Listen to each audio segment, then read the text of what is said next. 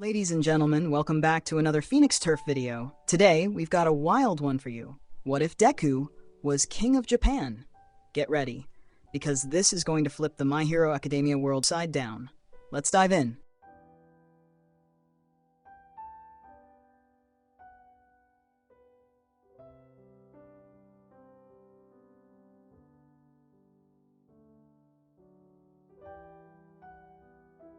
What if Deku became the king of Japan? Premise: in a modern, quirk-driven Japan ruled by a royal bloodline, Izuku Midoriya, a quirkless prince, lives under the shadow of his powerful family. His twin brother, Zuki Midoriya, was born just 3 minutes later, but unlike Izuku, he wields a ferocious tornado fire breath quirk, making him a national favorite and the obvious choice for future king. The death of King Hasashi Midoriya? Location: Tokyo National Plaza, Hero Society Summit, an open-air stage lined with national flags, and surrounded by thousands of cheering citizens, press drones, politicians, pro-heroes, and royal guards. The king stands at the podium, flanked by his family. Izuku, 14, stands to his right, dressed in royal green, awkward in his suit. His mother Anko holds his hand tightly. Zuki, standing taller and more confident, grins, waving to the crowd. Hasashi Midoriya raises a hand. The crowd quiets, hanging on every word. Today, we stand united, as a nation, as heroes, and as a people. The applause is thunderous. Izuku watches his father with pure admiration. His chest swells with pride. This was the man who believed in him, the one person who never made him feel like a disappointment. Then it happens. A sharp, unnatural crack echoes through the plaza.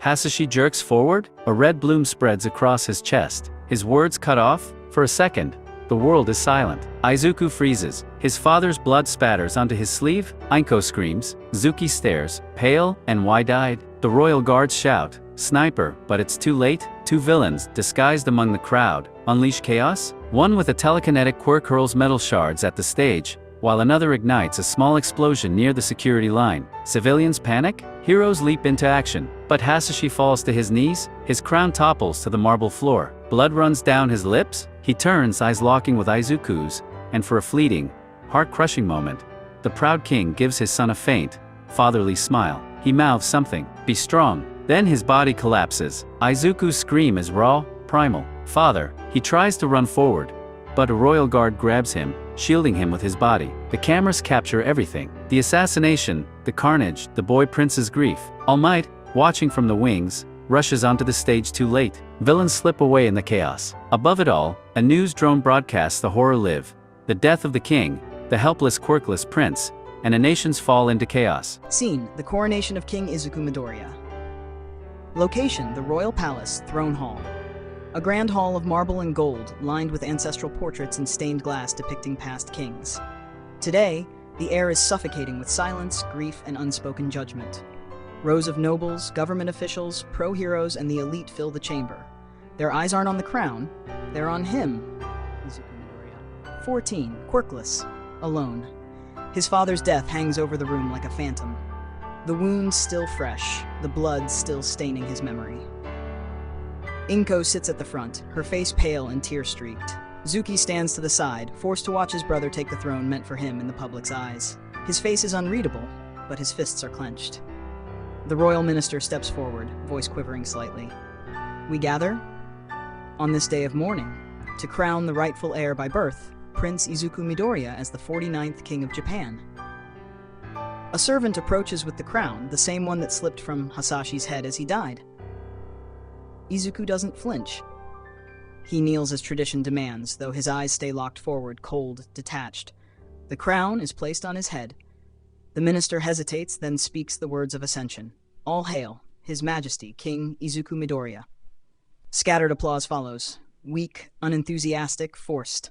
The press cameras click, the drones hover, the world watches. Izuku rises, slow and steady. He steps to the podium set before the throne. His voice, when it comes, is steady, colder than anyone expected from a boy who just lost his father. To those watching at home, to those hiding behind cameras, quirks and titles, let me be clear. He stares directly into a hovering drone, his sharp green eyes filled with something deeper than anger. "I will find the cowards responsible for my father's death. I will tear them from the shadows they cower in. And I will live for the work."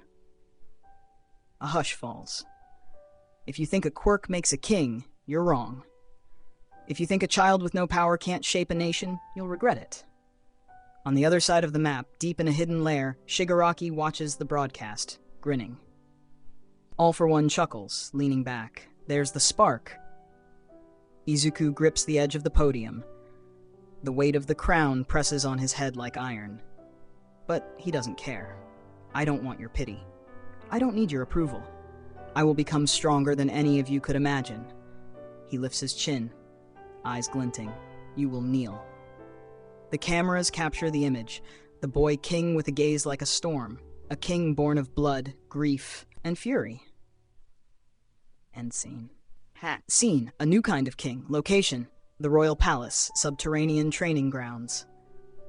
Beneath the gleaming marble halls and ceremonial ballrooms of the Midoriya Royal Palace lies something few have ever seen, a network of ancient war chambers, long abandoned since the age of quirkless emperors. Now they belong to Izuku Midoriya. The heavy doors slam shut behind him, locking out the noble advisors, scheming politicians, and cameras. Gone is the royal cape. Gone is the public mask. Izuku stands alone in training gear, black tactical armor, lightweight, mobile, and reinforced with experimental alloys. His gloves crackle faintly with built-in shock absorbers. Prototype gauntlets and gear hang from racks nearby. It isn't hero standard equipment, it's war gear. The walls around him are scarred with dents, claw marks, and burn trails. He's been down here for weeks, training, bleeding, breaking. Izuku stares at a wall lined with photos, faces of known villains, crime lords, and underground syndicates. At the center, a grainy image of a man in a metal mask, all for one. Beside it, a still frame of Shigaraki's face during his father's assassination. He clenches his fists. His voice is quiet, filled with venom. I'm done waiting. He turns to a group of men and women standing nearby. Ex-soldiers, inventors, black market tech dealers, and underground tacticians. People his marketing team would never allow near the surface. I don't care what the world thinks a king should be. I won't sit on a throne, I won't smile for cameras, I'll hunt them down myself. One of the tacticians, a grizzled ex-mercenary, speaks. Your Majesty, this isn't hero work, this is war. Izuku's gaze hardens. Good. He straps on a reinforced combat helmet, the design bearing a faint, eerie resemblance to the gear he'll wear years later as a vigilante king.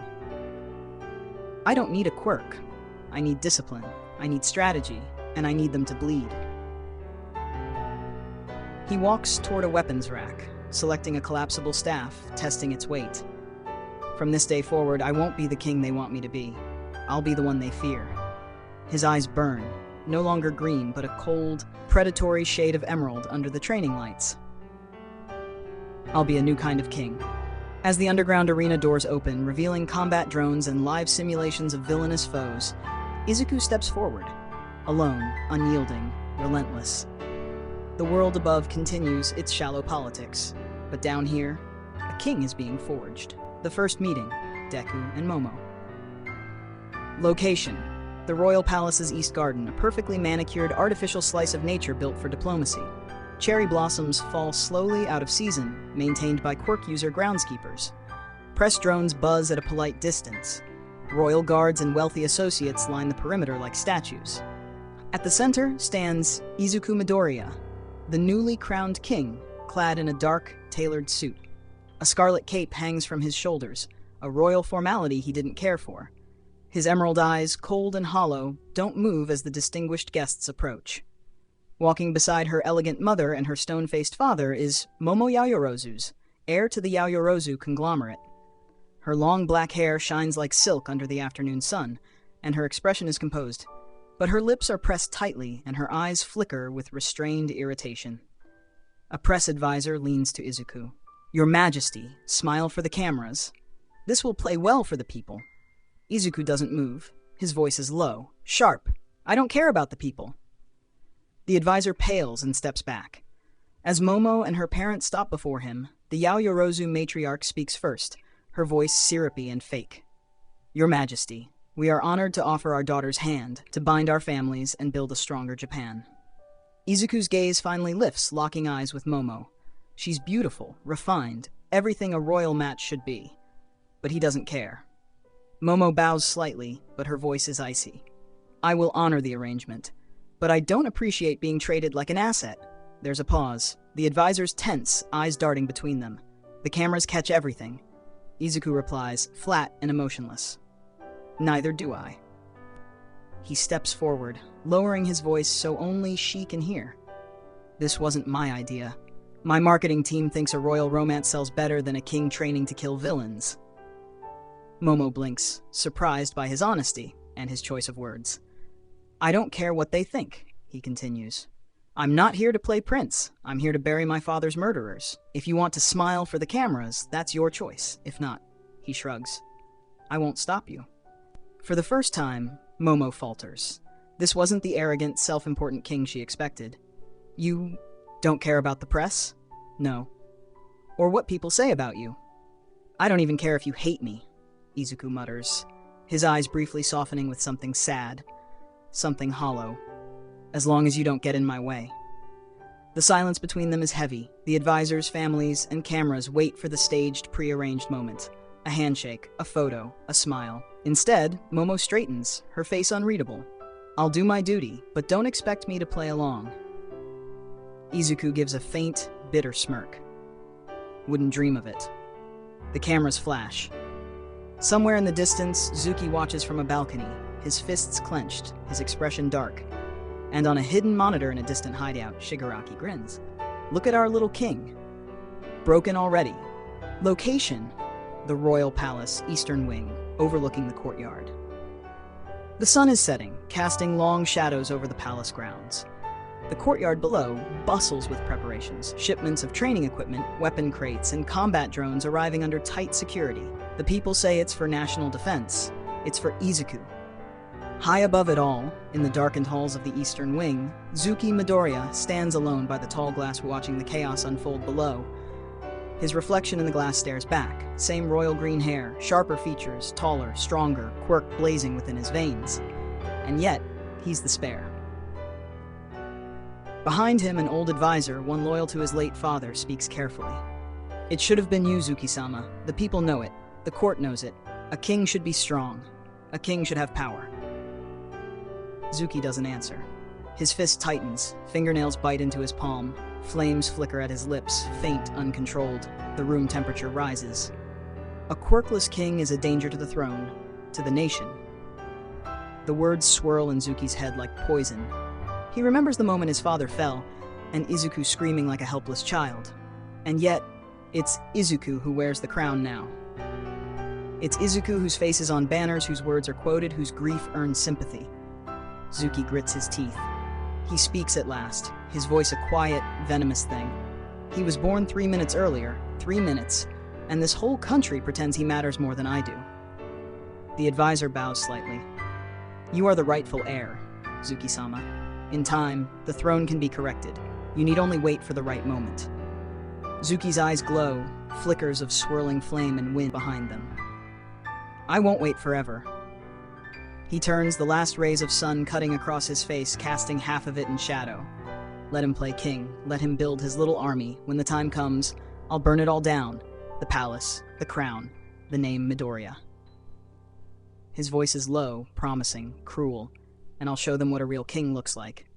He turns back to the window, watching Izuku step onto the training grounds far below. A tiny, insignificant figure in a war he doesn't understand. Zuki's flames flicker brighter in the dark. Episode 2, Blood Ties. Scene 1, The Quiet Struggle.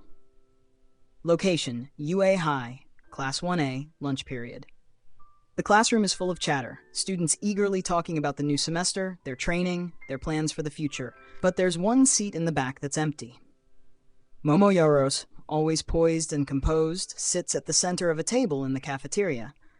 Despite the lively noise, her mind is elsewhere. She's surrounded by whispers. Student 1, quietly but loud enough for Momo to hear. I heard she's practically a prisoner. I bet she doesn't even get a say in the wedding arrangements. Student, she's with the king for power, nothing more. Momo's hand tightens around her chopsticks, the sound of her own breathing louder than the surrounding conversations. She doesn't even try to hide the tension in her shoulders. It's been a week since the coronation. A week since her life turned into a media circus. A week since Deku became king. and she became the symbol of his cold, ruthless monarchy. Meanwhile, across the room, Katsuki Bakugo and Shoto Todoroki exchange a glance before speaking. Katsuki doesn't mince words. Seriously, she's fine, right? I mean, it's Momo, she can handle this. What's her problem? Shoto, usually the quiet observer, meets Momo's gaze from across the room. He sees the subtle frown, the forced calm, and the frustration behind her eyes. She's under a lot of pressure. It's not easy being associated with someone who's seen as a villain by half the country. Pressure? She's not some porcelain doll, Todoroki. She can handle herself. Quit babying her. Momo tries to ignore the conversation, focusing on her lunch. But it's impossible to escape the whispers, and impossible to avoid the fact that they're all true. Back in the royal palace, Izuku Midoriya stands in his private war room, dark lighting casting shadows across his face. His hands are shaking slightly as he finishes sketching a map of the city, a detailed list of villain safe houses, black market locations, and underground criminal networks. His eyes are bloodshot, his expression tight. He looks at the screen where a live broadcast of a football game is playing. The camera pans to Zuki Midoriya, surrounded by reporters, cameras flashing, his face lit by a smile. Prince Zuki, how do you feel about your brother, the king, trying to be both ruler and hero? Zuki chuckles, his charisma undeniable as he grins for the cameras. Honestly, he's trying to wear too many hats. A king can't pretend to be a hero. It's a joke. Especially when he drags poor Momo Yaoyorozu into it. It's embarrassing, honestly. The reporters laugh.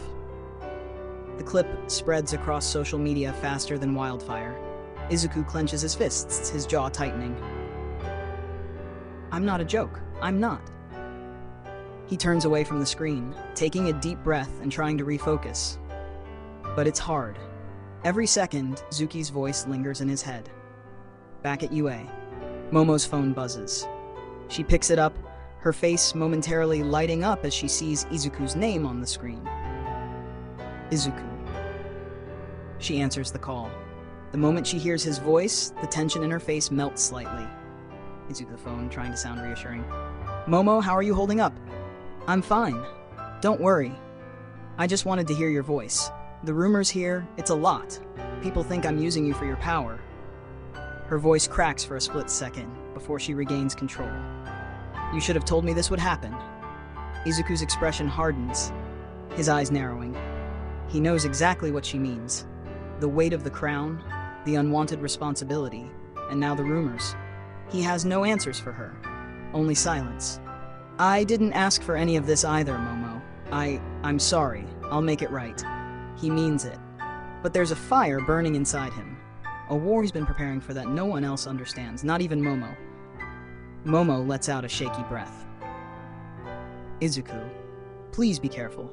This is becoming too much. Before he can respond, the call ends. The scene shifts back to the royal palace, late at night, the kingdom's lights glowing faintly in the distance. Izuku stands at his desk, staring down at the plans. Zuki's laughter echoes in his mind. Momo's quiet plea. Izuku, I'll fix this. I'll make them see. I'll make them all see. But deep down, a voice in his head whispers the truth. They'll never see you as anything more than a quirkless king. You have to prove them wrong. Here's the scene where Izuku Midoriya finishes his first hero suit with the help of Melissa Shield's father, paying him a hefty sum to fund its creation. The suit is a brutal mix of power and technological innovation, combining inspiration from various heroes, and Izuku begins testing it out for the first time in a high-tech, dangerous trial run. Episode 2, Blood Ties. Scene 2, the first suit. Location, the Royal Palace, Private Tech Lab. The dimly lit room hums with the low buzz of high-tech machinery. Rows of glowing monitors and mechanical parts are scattered across the lab. At the far end, Izuku Midoriya stands before a sleek, formidable suit of armor. His eyes glow with determination as he runs his fingers across the surface. The suit is no ordinary hero gear. It's a beast of technology and power, built with the precision of a master engineer, designed to compensate for Izuku's lack of a quirk. He takes a step back, staring at the suit with a sharp focus, breathing in the weight of the moment. Izuku whispering to himself. This is the start. This is how I'll fight. The suit is a dark, militaristic gray, sleek yet imposing. It has reinforced armored plates, designed for both mobility and maximum protection. The chest is fitted with an energy core, glowing faintly with heat, powered by the latest technology. Along the arms, massive hand flamethrowers are integrated, capable of generating intense bursts of fire at will. His right gauntlet is colossal, built to pack a punch with a massive wind impact blast, capable of knocking foes off their feet. There's also a heat blast generator in the core of the armor, inspired by Endeavor's fire, a core mechanism that channels concentrated heat energy in explosive waves. But it's not just about power, it's about utility. He's incorporated the battle-focused adaptations of some of the greatest heroes. Aizawa's combat agility, 13's rescue and control functions, and Hawk's mobility built into the suit's design, ensuring he has more than just raw firepower. As the suit stands before him, Melissa Shield enters the room. She's holding a tablet, a financial confirmation from her father's company showing the $2.5 million funding for the suit's development. She smiles as she approaches. So this is it, the hero suit that'll make you the king of the streets. Izuku doesn't smile. His face is serious, focused. The weight of his goals is heavy on his shoulders. I can't afford to fail, not now. He moves toward the suit, taking a deep breath. His hands are shaking slightly as he begins to suit up. The heavy armor snaps into place, locking around him with mechanical precision. The final piece is the helmet, a sleek design that covers most of his face, leaving only his eyes visible. The iconic look of a king and a warrior. He slides the helmet over his head, sealing it with a resounding click. Melissa. I still don't get it. Why go this far? Why become a hero when you're already a king? You're powerful enough as it is. Izuku doesn't respond right away. He looks at his gauntlet, the power it holds. He's built this suit not just to fight villains, but to break the limitations people have set on him. He's not just going to be a king. He's going to be a force, the kind that can bring justice to a world that's left him behind. Izuku, almost himself. I don't need a quirk to protect those I care about. I'll be a king and a hero. Testing the suit. Izuku stands in the center of the lab, his eyes narrowing. The gauntlet on his right arm glows with power. The flamethrowers on his hands activate with a hiss, sending out controlled streams of fire, scorching the air. The flames dance like living creatures before quickly dissipating into the air. Izuku. Heat blast, test 1. The energy core in his chest hums as it activates. A sudden burst of heat erupts from his chest, sending out a shockwave of scorching air that knocks over several nearby equipment stands. The suit absorbs the blast with ease, maintaining its structure, but the force shakes the room. He steps forward, a controlled grin flickering across his face. Next, he targets the wind impact blast. Izuku raises his massive right gauntlet, his fingers curling as he prepares the attack. The wind begins to swirl around the gauntlet, creating an intense pressure buildup. With a fierce motion, he slams his hand forward, sending a massive wind shockwave that rips through the lab. The blast hits a reinforced wall, cracking it in multiple places, but the suit remains unscathed. Izuku takes a breath, his heartbeat steady as he controls the energy flowing through him. The final test. Izuku steps to the middle of the room, focusing entirely on the suit's integrated combat systems. He taps the side of his helmet, activating the Aizawa-inspired agility mode. The suit's legs shift and lock into a dynamic fighting stance. With a swift movement, Izuku rushes across the room, using enhanced speed and power to crash into a set of reinforced training dummies. Each hit is calculated, each strike infused with the strength of a king who's been denied his birthright, but refuses to back down. The suit responds perfectly to every move, with 13's rescue adaptations, ensuring his movements remain fluid, even in tight spaces. Izuku stands still for a moment, catching his breath. He looks at his reflection in the mirror, his gauntlet crackling with energy, the flames licking his fingertips. I'm not going to be a king that hides behind a throne. I'm going to be the king this world needs, and I'll make them respect me. He turns toward Melissa, who's been watching in silence. You've done it, Izuku. This suit is something else, but be careful. This is only the beginning. Izuku nods, a fierce look in his eyes. He knows it's dangerous. He knows the risks. But for the first time, he feels ready. The camera pulls back as Izuku stands tall in the armor, looking out over the horizon, the weight of his goals settling in. The King of Japan, now preparing to become the hero the country never expected. Here's the scene where Izuku Midoriya tests his new suit and heads to confront his brother, Zuki Midoriya. The confrontation becomes physical as they argue about their differences, with Zuki delivering a harsh reminder of Izuku's limitations. Scene 3. Siblings at War. Location, the Royal Palace, Zuki's room. The door to Zuki Midoriya's room slams open. Izuku stands in the doorway, his face dark with frustration. He's still in his suit, the heavy armor still giving off faint glows of energy. The sound of his heavy footsteps echoes in the hallway as he steps into his brother's lavish quarters. Lounging on a leather chair with his legs stretched out, doesn't even look up. His eyes are glued to a news broadcast on the wall, a smile playing at the corner of his lips. It's another live feed of his public appearance, a reminder of his charming persona as the people's prince. But Izuku isn't here for pleasantries. His voice cuts through the air, cold and sharp. We need to talk. Zuki turns his head slowly, his expression already one of disinterest. He glances at his brother's new armor, a brief smirk crossing his face. Nice suit, brother. Trying to be the hero now. It's cute. Izuku's fists tighten. He's had enough of Zuki's condescending attitude. This isn't a joke, Zuki. I'm trying to make something of myself. I'm not just going to sit back and be the king in name only. I'm going to protect this kingdom. Zuki stands, his body language effortlessly powerful, his every movement exuding arrogance. He strides toward Izuku, a grin still plastered on his face. You really think you can do that? You think you can be both a king and a hero without a quirk? You're delusional, Izuku. This armor? It's a joke.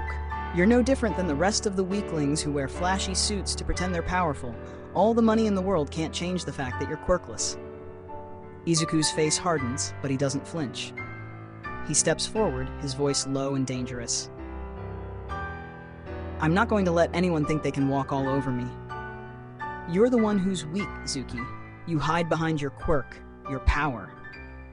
But one day, you'll see. I'll be the one standing when everything falls apart. The words sting, but Zuki doesn't lose his composure. He steps forward, standing directly in front of Izuku now. His eyes gleam with a malicious glint. You're still quirkless, brother. All the training, all the gadgets, none of it matters. You'll never be more than what you are. I'm strong. I'm destined to rule. You're just a king in a toy suit, but you'll never be invincible. The tension in the air thickening as he stares at his brother. He can feel the weight of Zuki's words sinking in, but he refuses to let them break him. He clenches his fists, his breath coming faster. His anger boils over. Izuku. I'll prove you wrong. In a sudden move, Izuku lunges forward, throwing a punch toward Zuki's chest. The massive gauntlet on his right hand powers up, a burst of energy surging from it, but Zuki dodges with ease.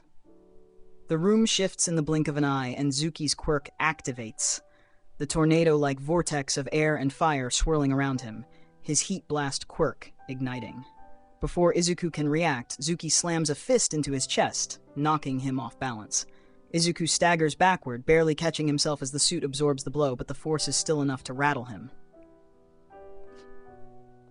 Is that the best you've got, brother? You think you can win with that pathetic suit? You'll never be invincible. You'll always be quirkless, and that's what makes you weak. Izuku stumbles back, the heat from Zuki's attack still burning in his chest. He takes a deep breath, his mind racing. He refuses to let his brother see him falter. I'm not weak. You're the one who's afraid. You can't stand the idea of me being something more than just your shadow. But before Izuku can strike back, Zuki lifts his hand and a powerful tornado of wind erupts from his palm. The gust knocks Izuku off his feet, sending him crashing into a nearby pillar. The armor absorbs most of the impact, but the shock reverberates through him. Izuku's vision blurs for a moment. He struggles to get up as Zuki stands over him, his expression dark and triumphant. Zuki, coldly, standing, "Remember this, Izuku, you'll never be invincible. No matter how much you train, no matter how much you build, you'll always be quirkless. You're not a hero, you're a fool, and deep down you know it." Izuku coughs, pushing himself up, his suit barely holding together after the blow. He looks up at Zuki, a storm of emotion swirling in his eyes. Anger, frustration, determination. But Zuki's words hang in the air, heavy and suffocating. Izuku realizes that this fight isn't just about physical strength. This is a battle for something deeper, for respect, for his own worth, for the title he has to earn every day. With a slow, deliberate motion, Izuku stands. He doesn't respond to Zuki's taunts. He just looks at him, and for the first time there's a quiet resolve in his gaze. Izuku softly, but with conviction. "You may be stronger, but I won't stop. You'll see, I'll be everything you're not." Zuki's grin falters for a split second. He doesn't say anything more. He turns away, his back to Izuku. "You can keep pretending, Izuku, but remember, you're still just a quirkless boy in a suit, and that'll never change." Izuku's hand clenches into a fist. He doesn't respond, but the anger within him is clear. This battle is far from over. As the tension thickens, the camera pulls back, leaving the brothers at an impasse. End scene. This scene marks a major turning point for Izuku, showing not only his internal struggle, but also the deep rift between him and his brother. Zuki's taunts hit hard, but Izuku's resolve only strengthens. A tense, loaded first day for King Izuku Midoriya at UA, a week before USJ. Episode 3, The King in the Classroom, Late Arrival, Location, UA High, Class 1A. The room buzzes with quiet murmurs. Class 1A is already well into their semester. Students are chatting, packing up notes, checking phones, but today feels different. A new student's coming in, not just any student. The King of Japan. And not everyone's happy about it. The classroom doors slide open with a soft mechanical hiss. Limbo-tinted windows cast light over a tall figure in a dark armored jacket, the royal insignia barely visible on his chest. Izuku Midoriya, his presence heavy even without words, steps through, shoulders squared but eyes wary. He scans the classroom. He sees faces, some familiar from tabloids.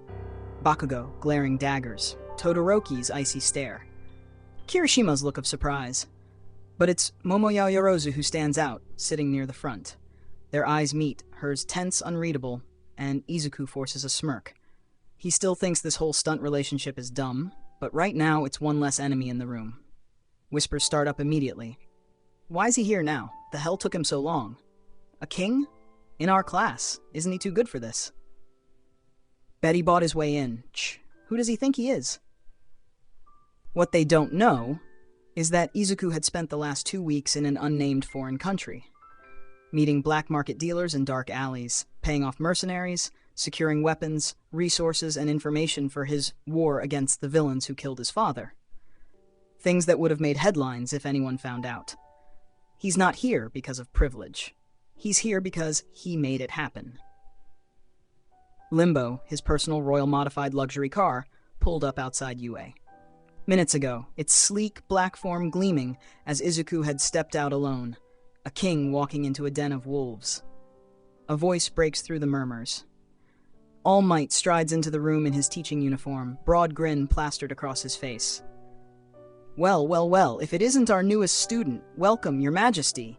Or should I say, future quirkless hero. The words are light, meant as a joke, but they cut deep. The class chuckles awkwardly. A few laugh a little too hard. Izuku's eyes harden. He doesn't bow, doesn't smile, doesn't even acknowledge All Might. Just walks silently to his seat beside Momo.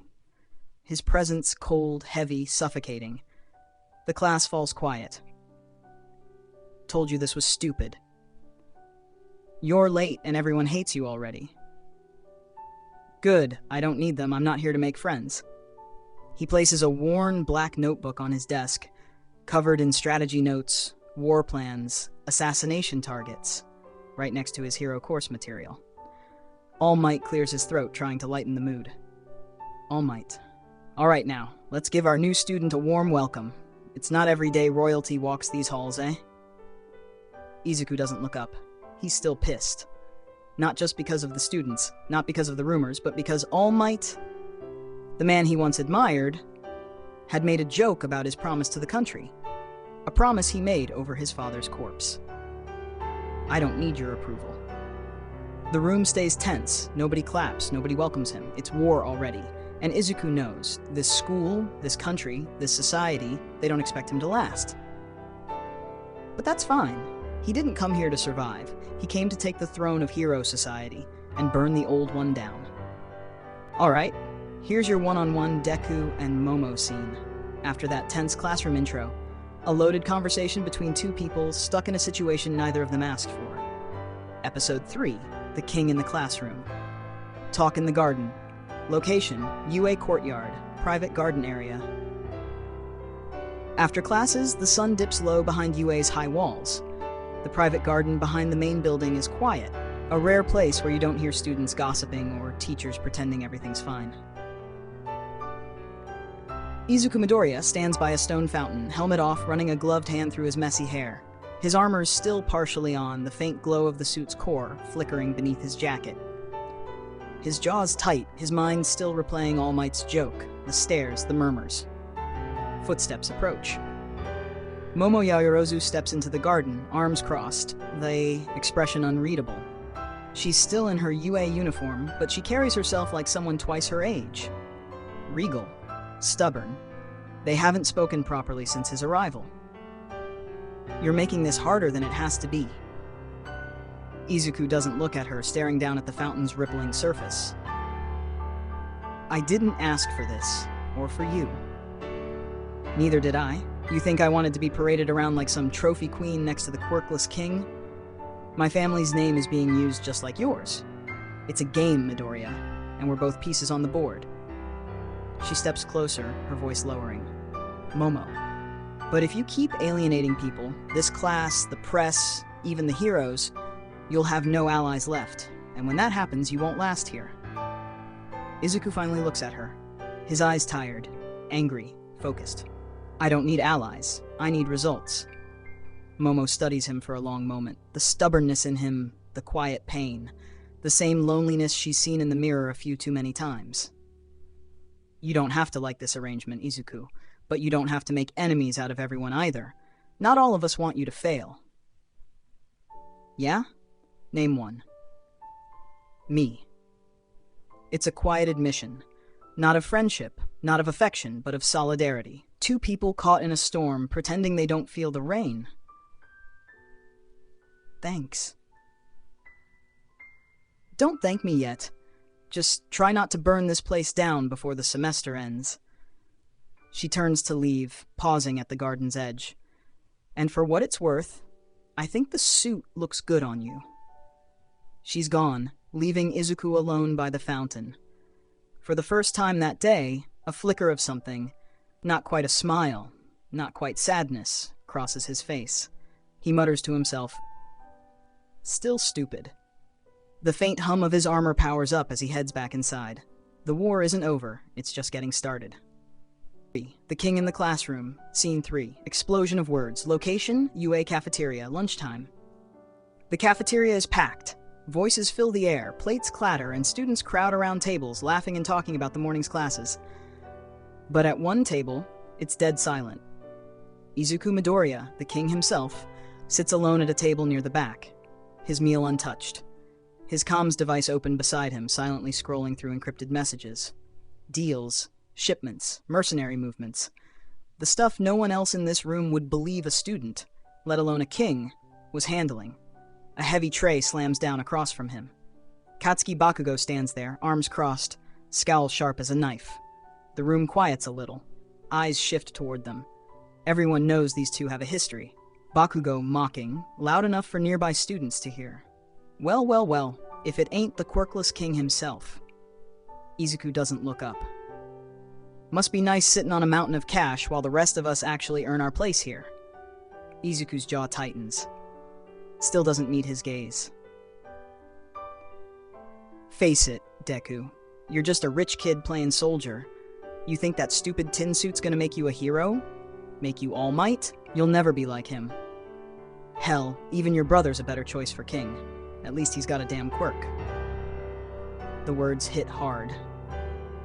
But Izuku finally raises his eyes, calm, cold, deadly focused. My father was murdered. In front of me, in front of this country, and while you were chasing test scores and quirk points, I was out building a war. Bakugo snorts, feigning a laugh. Tch! War? You don't even have a quirk, Deku. You'll get chewed up and spat out before you even make it to the front lines. Filthy rich, useless, pretending to matter. No one respects you. Not the pros, not your people, not even your own family. The air thickens. Students stop eating. Some lean in to hear. Funny, didn't realize you cared so much, Katsuki. I don't give a damn about you, Deku, but if you think you can come in here, play king and hero, and steal the spotlight, you're dead wrong. Bakugo stands, grabbing his tray, a crackle of explosions faintly popping from his palm.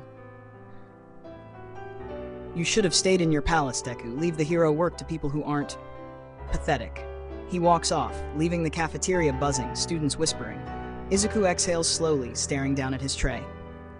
He doesn't retaliate. Not yet, because every insult Bakugo throws is fuel. His comms device buzzes. A message from one of his mercenaries overseas. Shipment confirmed. Operation moving forward. They'll see. Every last one of them.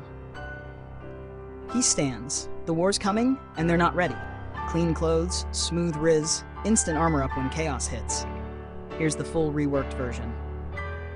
Episode 4, Chaos at USJ, Scene 1. Accidental Risen Iron Deck location, USJ, unforeseen simulation joint. The class is gathered in the vast simulated disaster dome as Pro Hero 13 passionately explains rescue tactics. Huge disaster zones surround them. Floods, fires, collapsed buildings. Izuku Midoriya stands nearby in his normal black jacket, fitted shirt, combat pants, and boots. Casual but with a sharp edge, like someone used to wearing armor under his skin. His military-grade backpack hangs lazily over one shoulder, unassuming. He's only half listening to 13. His attention's on Momo Yaoyorozu, standing a few feet away, her arms crossed, focused like always. Izuku? You know, it's weird. Momo, blinking, looking at him. What is? That someone like you, always so perfect and composed, somehow ends up stuck with a guy like me. Momo, Uprashant. What are you... Just saying. If this whole public relationship thing wasn't forced, I might have tried my luck anyway. Momo turns red, caught completely off guard. She tucks a strand of hair behind her ear, trying to act unfazed.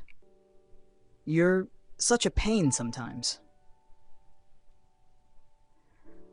Yeah, I know. For a moment, a real human moment, the royal mask cracks. He's not the cold king, not the war planner, just Izuku, that awkward kid with too much weight on his back. Then it happens. A dark, swirling portal erupts in the center of USJ. Villains come flooding out, masked, monstrous, and grinning. Shigaraki steps through, dragging his hand along the ground, crumbling the concrete. Everyone stay back! This is a real attack! Chaos erupts, students panic. But Izuku doesn't move. Instead, his backpack drops to the ground. The locks snap open, and pieces of armor launch into the air, magnetically locking onto his body. Gauntlets, chest plate, leg armor, assembling in midair as his clothes part to make way for the suit. Izuku under his breath, eyes locked on the villains. Showtime! The last piece, the helmet, snaps into place with a mechanical clang. The suit's core glows a deep green. Students stare in shock.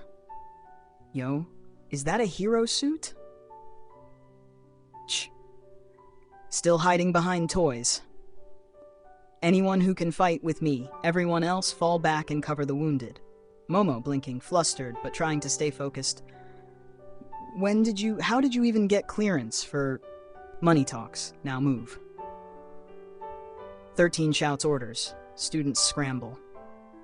But a small group, including Momo, Kirishima, Ida, and a few others, rally beside Izuku as the first wave of villains charges. The suit's hand blasters power up with a sharp... Izuku's gauntlet-mounted impact cannon locks into place, humming with energy. Izuku. Let's give them a reason to be afraid of the quirkless king. He launches forward, leading the charge. Scene, King of Flames and Fury. Location, USJ Dome mid-battle. Smoke and rubble swirl in the shattered hall of USJ. 13's warning sirens wail as dozens of low-level and mid-tier villains pour through the portal rift, eyes immediately locking onto the lone armored figure at the dome's center. Shadow's shock and the secret flame. A trio of mooks charges Deku with crude swords. He plants his feet, channels his father's hidden legacy, and unleashes the White Spiral Flame, a flawless vortex of blistering heat that spirals through all three attackers, searing their weapons and sending them skidding across broken concrete. Shoto Todoroki, standing guard beside him, freezes mid-ice blast. Shoto, I've never seen fire like that from him. Murmurs rise among the villains. He's got a quirk. That's no suit toy, he's packing real power. They realize this quirkless king isn't a joke. He's headline gold, their #1 target if they want notoriety. The 65% onslaught word ripples back to the portal. Take him down first. Within seconds, 65% of the rioters funnel toward Deku in a coordinated charge. He doesn't hesitate. Planting his right gauntlet, he slams it down in a micro-Detroit smash wind impact shockwave that knocks a dozen mooks into the walls like ragdolls. Flames from his wrist-mounted throwers dance at his fingertips as he pivots, scorching mid-tier brutes who dared press closer. Even mid-level criminals flinch. They came expecting easy headlines, not a king who fights like a pro hero. 3. Shigaraki's laugh in the Nomu ambush. Beyond the smoke, Shigaraki leans on the portal's edge, lips twisted in glee. Look at him, charging in like a child playing soldier. He snaps his fingers. From the portal's depths emerges a gnome, tall, bestial, its eyes cold and calculating. It lumbers toward Deku's flank, silent among the chaos. V. Momo Sacrifice, sensing danger, summons a crimson barrier and dives in front of Deku. The Nomu's crushing arm smashes through her shield and into her chest. She crumples, unconscious, eyes fluttering shut. Deku whirls around, horror and fury blazing in his gaze. No, Momo! V. Berserk Uppercut and Airborne Assault Suit, Diagnostics Flash. Power 18, 15%. But Deku is past caring. He charges the Nomu's massive fist in his reinforced gauntlet, and in one savage motion, delivers an upward Detroit smash, so powerful it rockets the Nomu through the broken dome ceiling. Outside, shards of glass rain down. Deku's Hawks-inspired micro-wings unfold, thin, mechanical slats humming to life, and he rockets skyward, pursuit blazing in his eyes. V. Delta smashes in the bridge. Clinging to the stunned Nomu's flank midair, Deku unleashes a furious Delta barrage, rapid-fire smash punches that crack the creature's reinforced hide. Each blow echoes like thunder as they hurtle toward Japan's longest suspension bridge visible in the distance. Suit warning, power 5, 2%. He steadies himself, drawing a final breath. Seb, the king's impact in the plunge. Below them lies the churning river. Deku's gauntlet flares one last time. With every ounce of strength, battery on its last spark, he hurls a devastating King's Impact punch right into the Nomu's jaw. Crack! The Nomu flies down, smashing through the bridge's railing and plummeting into the dark waters below. In that moment, Deku's suit powers fail. The wings retract, the gauntlets go dark. He teeters in midair for a heartbeat, then gravity takes hold. 8. Descent. Cold wind rushes past his helmet as Izuku Midoriya, the quirkless king in his silent armor, plunges toward the river. Ladies and gentlemen, welcome back to another Phoenix Turf video. That was the first movie in this brand new series, What If Deku Was King of Japan? Hope you had an absolute blast watching it. Don't forget, drop your own what if ideas down in the comments because your request could be the next video I make. Like, subscribe, and smash that notification bell so you never miss an upload. This is Phoenix Turf, and we're just getting started.